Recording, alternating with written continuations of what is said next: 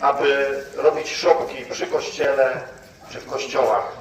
Myślę, że w Myślachowicach to Betlejem jest najbliższe, ponieważ mamy tutaj razem ze sobą świętą rodzinę Maryję, Józefa, Jezuska Małego, Trzech Króli i też mamy zwierzątka. Nie wiemy, jakie zwierzątka były w Betlejem, w grocie, ale my mamy takie, jakie mamy, chyba tak na bogato.